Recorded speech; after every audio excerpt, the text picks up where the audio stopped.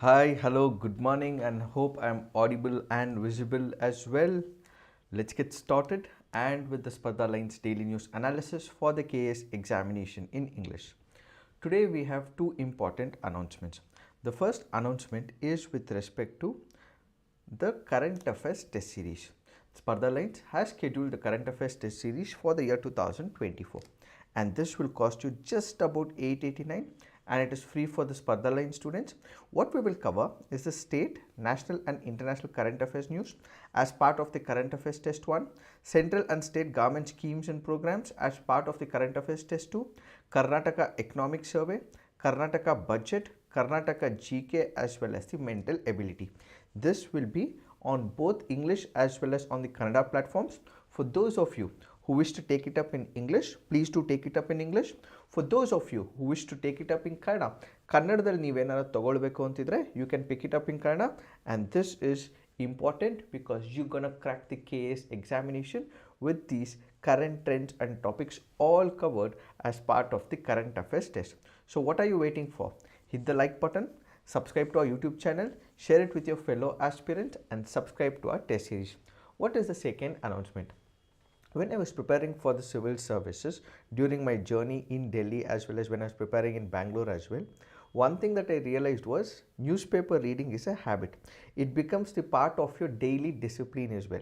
But what is so happy about the newspapers is whenever you see less articles, you would become quite happy about it. You would stay on the cloud nine.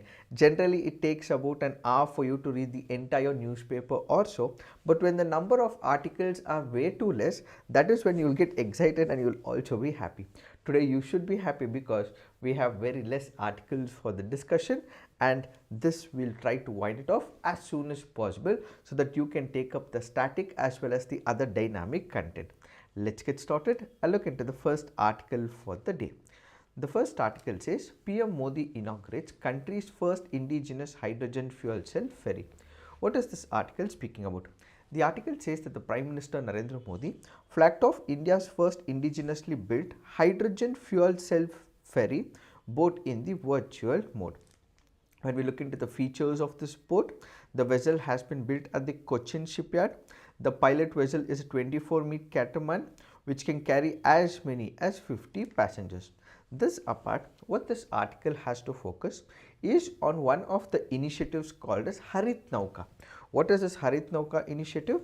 As part of the hydrogen fuel cell ferry, it is part of the Harit Nauka, which means green transition, which means guidelines for the inland vessels. What are these inland vessels? Let's say for example, there are multiple modes of transportation. Let's say I have to go from Bengaluru to Delhi. What is the way that I can choose? I can choose the roadway. Since I love bike riding or let's say I love driving as well. So what do? I travel all the way from Bengaluru to Delhi via other roads. So this is one mode of transportation. The other mode of transportation happens to be railways. What if logistics or for example goods will have to be sent, or for example cars will have to be sent from Bengaluru to Delhi, or for example there are vegetables that have to be sent. So what is another mode of it? The other mode of transportation happens to be from Delhi to Bengaluru or from Bengaluru to Delhi by other railways. The third alternative could be the airways as well. If at all we require or we have to reach a particular destination as soon as possible or we have to send it as soon as possible, what we can also make use of is the airways. And finally, what we can also make use of is the inland water vehicles. So we have the national waterways as well. These national waterways or the inland waterways can also be made use of, and ultimately we would be able to transport goods and services from one place to another. So what is this Harit Nauka or green transition? We are speaking about the inland waterways.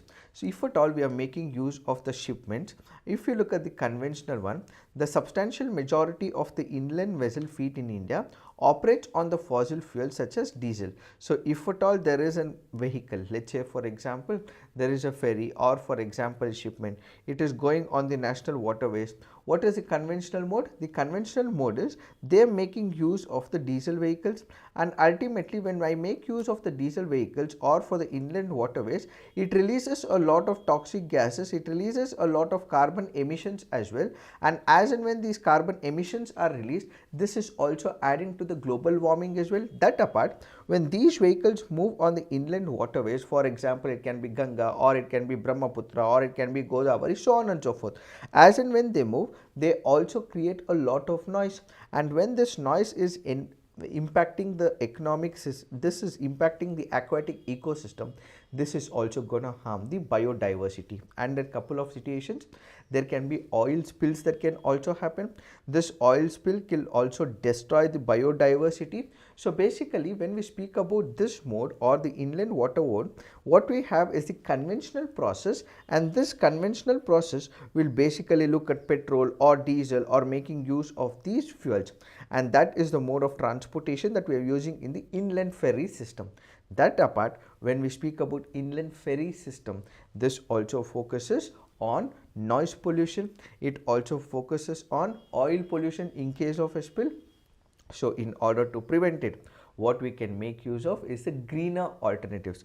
So instead of using the fuel like the petrol or the diesel, that is the conventional fuel, an alternative can be used, which is in the form of LNG or CNG, electricity vehicles, green hydrogen, green methanol, which is called as the green transition. So basically this indigenous hydrogen fuel cell ferry that has been unveiled by Prime Minister Narendra Modi is an initiative under Harit Nauka, which is nothing but green transition, where we have guidelines for the inland vessels. So when we are making use of hydrogen fuel cell ferry, it becomes part of the green transition, and when it becomes part of the green transition, there is zero emission, zero noise, and we are mitigating the impact of the global warming. It is at the forefront of India's commitment to a sustainable future that aims for net zero emissions by the year 2070, and we have the inland water transportation, shift of inland vessels to greener technologies, and for developing a functional ecosystem supporting the end-to-end operations and maintenance of such green vessels. So what are the objectives, vision and mission? The government envisages complete transition to green vessels by the year 2047. The objectives include developing and operationalizing new age vessels with standardized designs. So now we have one of the vessels that has been designed with the hydrogen fuel cell technology. So similar such mechanisms will also be taken, creating an enabling ecosystem for the operation of such green vessels, promoting safe, convenient and green inland waterway based passenger transport, developing indigenous capacity and promoting Make in India policy in shipbuilding, enabling financial assistance also for the development of green vessels and related ecosystem. Further, if we look into how this entire system works, what we will have is the promotion of alternative clean fuels in inland vessel operation, acknowledging and incentivizing use of alternative clean fuels, phasing out of conventional fuel, standardization of the green vessel design. Then we have the creation of a holistic green ecosystem, which is development of the infrastructure to the support system, support infrastructure to improve the service quality. Then what we have is capacity building incentives, which are development, storage and establishment and operationalization of the green ecosystem. Then we have to invest a lot of money on the research and development, which is about how new technology will replace the conventional technology. Then we will also appoint special working groups which will bring this transition from the conventional system to the green system for the existing system. However, we're going to transition to the green system and strengthening of the institutional capacity. So to enable all these activities, you require institutions. What are these institutions? A body or an authority which will give permission, a body or an authority which will authenticate this entire process, ensure that it is in line with the prescribed guidelines. So if at all these principles and guidelines are followed, what we will transition is from the conventional system to a new system. Is what is this article all about? It is this that we have to understand with respect to this article. Now let's look into the next article. This article says India's fight against rare diseases. Let us try and understand what is this article all about. This article here is speaking about rare diseases.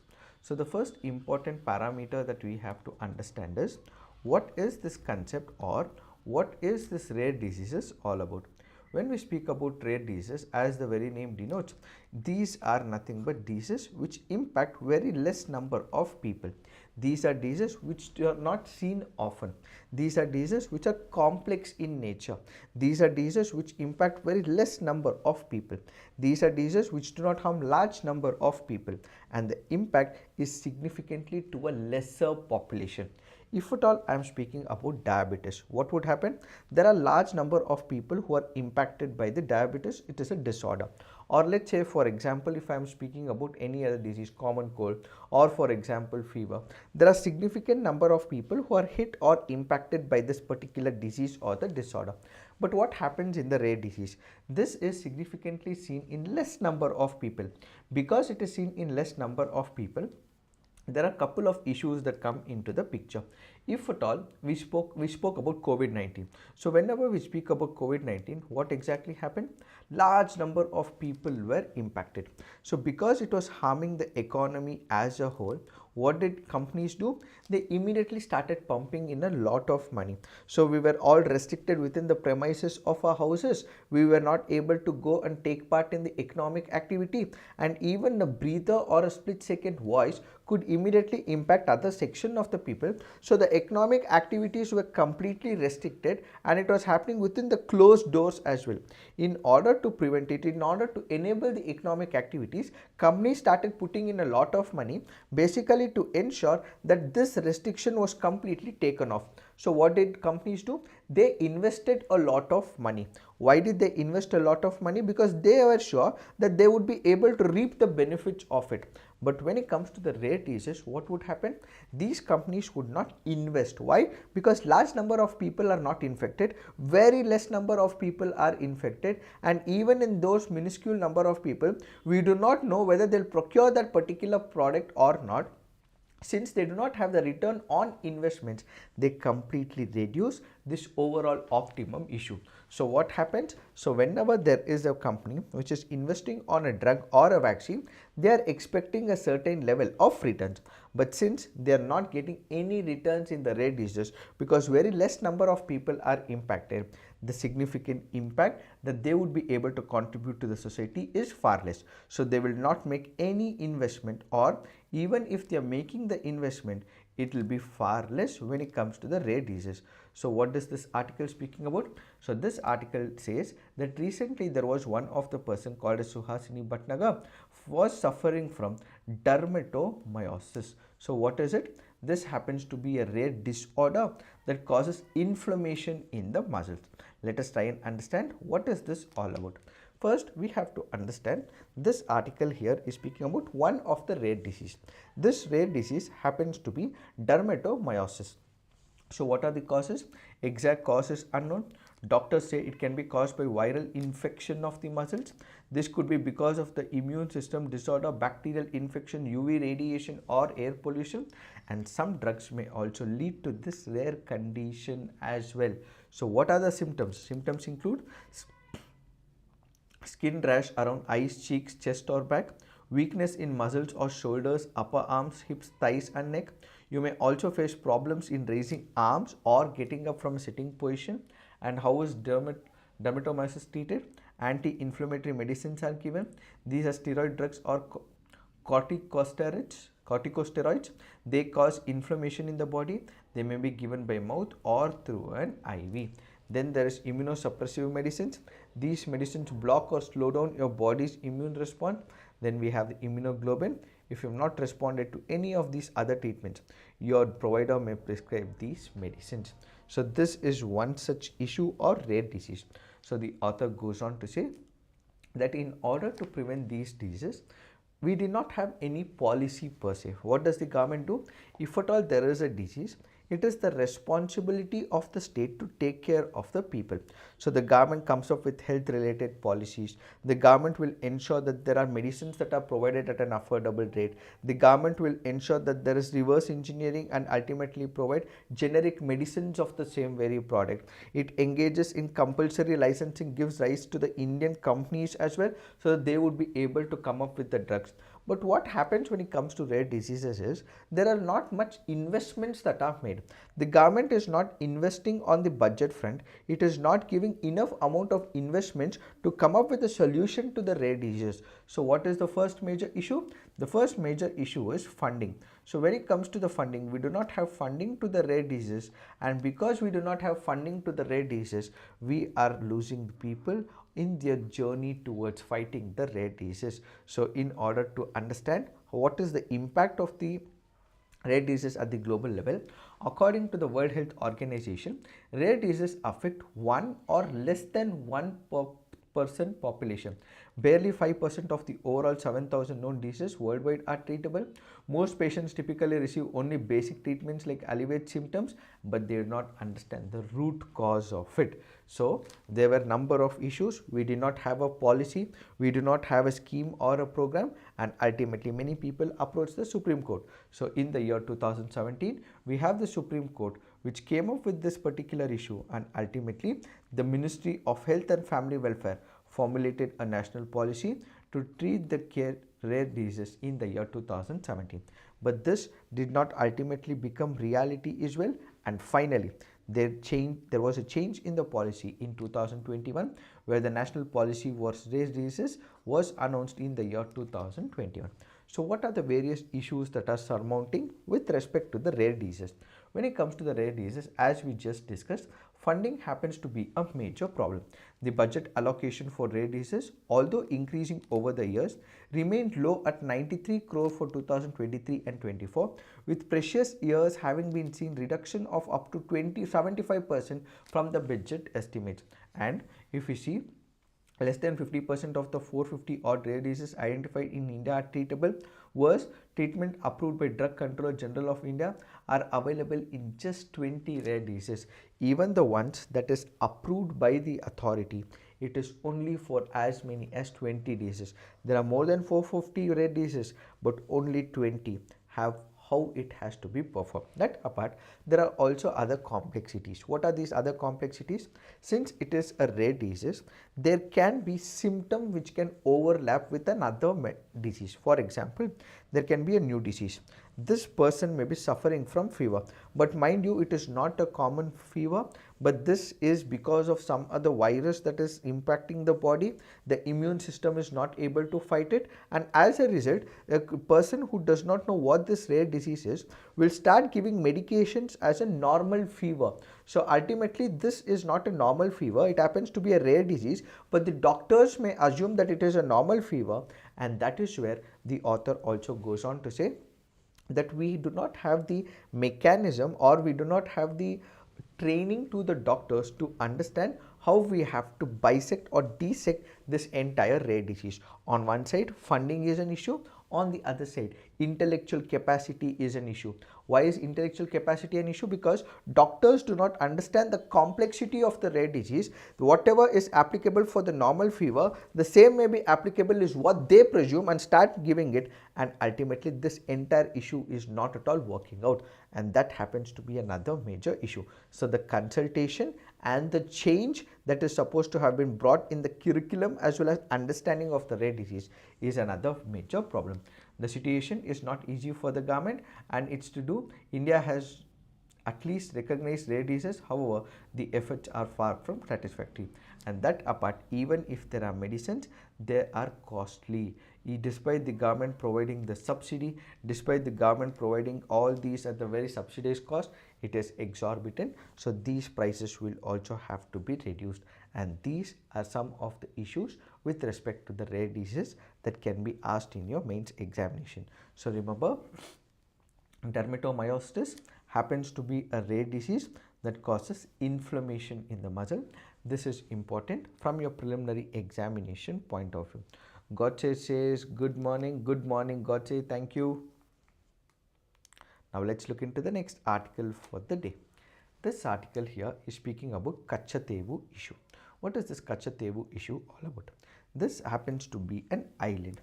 This island here that you see is between India and Sri Lanka. Originally, it was part of India, but in the year 1964, if we look into the data, this data clearly says that it was given to Sri Lanka as part of the agreement process. So what is the major issue in the Katchatheevu and what is the history of Katchatheevu is what we will look at in this article.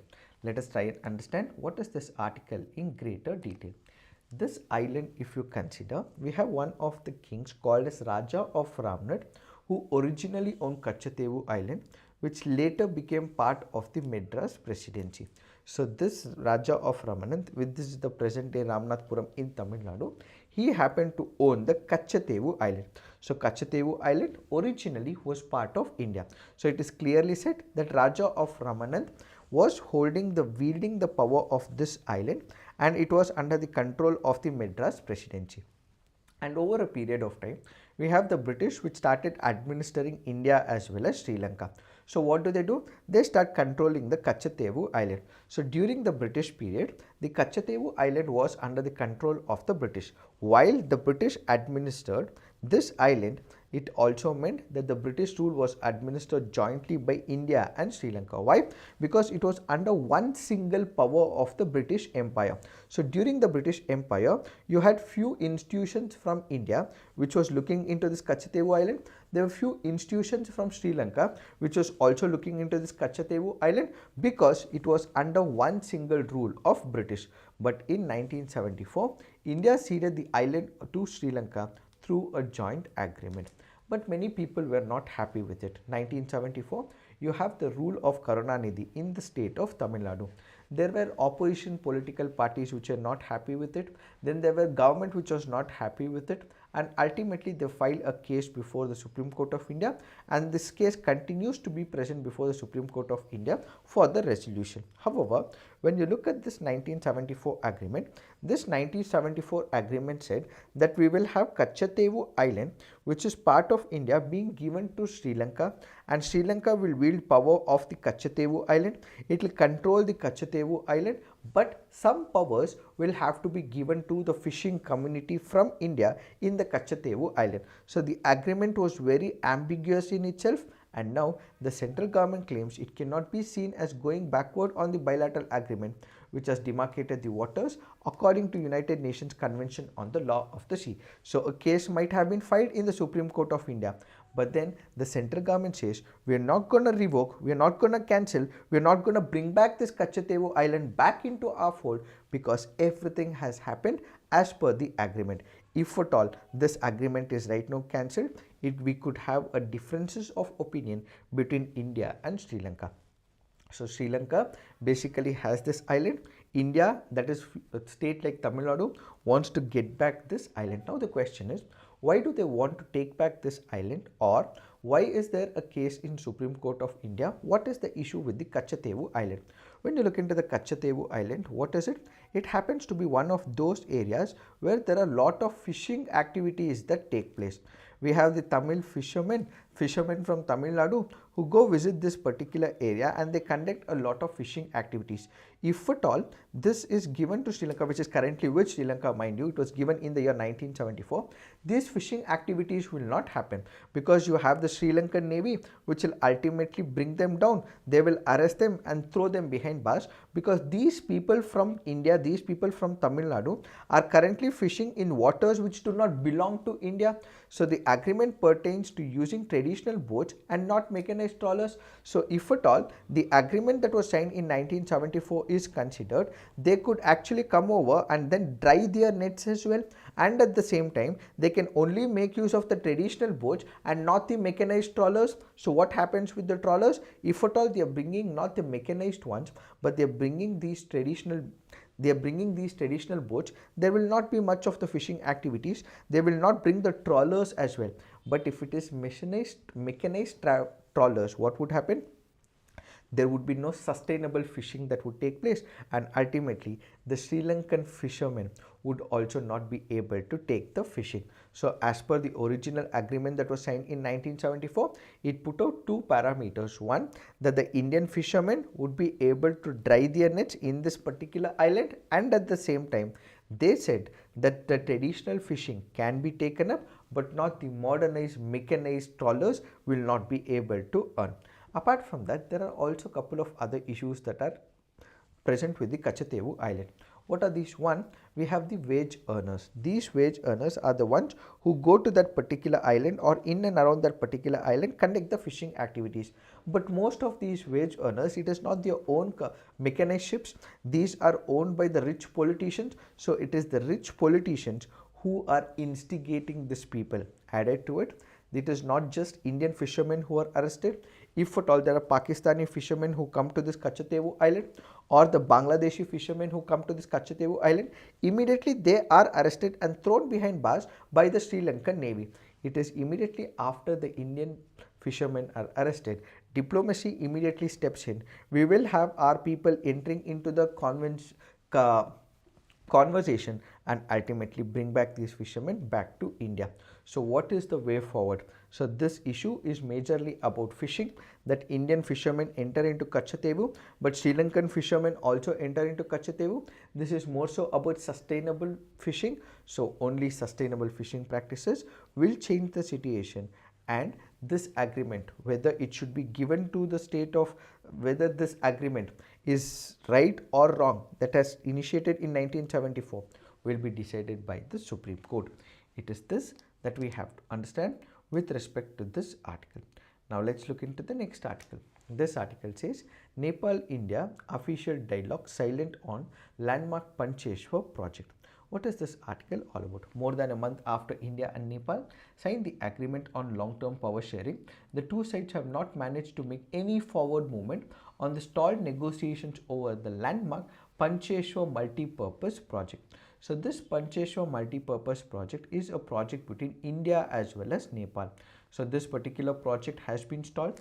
There has been no consensus that has been developed between India and Nepal. They haven't understood how it has to be implemented, what is the modus operandi, how much of power will be shared between India and Nepal. So if at all India is making an investment in the country of Nepal, it is trying to draw the power, how much of investments will India make, how much of investments India has made in this Pancheshwar project, that it is taking a returns from this particular project, what is the percentage of share that will go to Nepal, what is the percentage of power generated will come to India. Nothing of this sort will be discussed and decided yet. So this article says that Pancheshwar project, which is a project between India and Nepal, they have to finalize it, is what is this article all about. So basically the agreement aims to increase export of Nepali power to India to the level of 10,000 megawatts over a period of 10 years. However, the Pancheshwar multi-project is aimed at generating around 6,480 megawatts between the two sides, along with water for irrigation of 1,30,000 hectares of land in Nepal and 2,40,000 hectares of Indian territory respectively. That is what is the agreement between India and Nepal. Now let's look into the next article for the day. This article says on irregularities in the vertical devolution. So this article here is speaking about how the Finance Commission has to distribute the money or the finances or the monetary gains or the revenue between the central and the state government, and how within the state governments this will have to be distributed on the basis of the past achievement. We have number of state governments, for example, number of states in southern part of India who claim that they are making a lot of contributions to the central government's coffers, that is to the consolidated fund of India, but they are getting very little. And at the same time they also say that we have been disciplined, we have taken up initiative, it is our political goals through which we have been able to reduce the population, we have been able to reduce population in our respective states in the southern part of India, which the northern part of Indian states have failed. So when you look at the total fertility rate, it is as much as 3.1, 2.8, it is closely between 2.4 to 2.8 in couple of North Indian states like Bihar or for the state of Uttar Pradesh, where they have not had any significant impact on the population.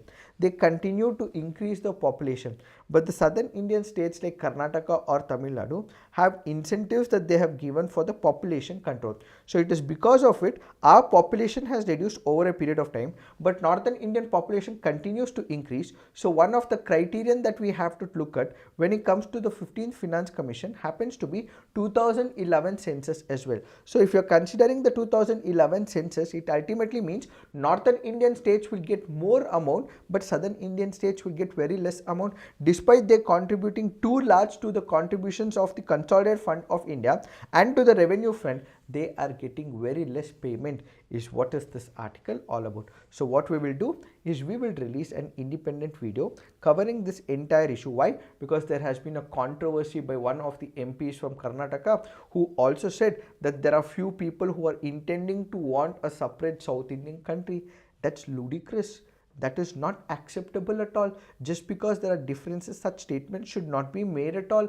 But what we will do is we will address all these arguments in one video where I'll release independently about this entire controversy. It is this that we have to understand with respect to this article. And as I told you in the start, we do not have much articles for the day, and we are winding up with this particular article. Thank you for watching. All the best.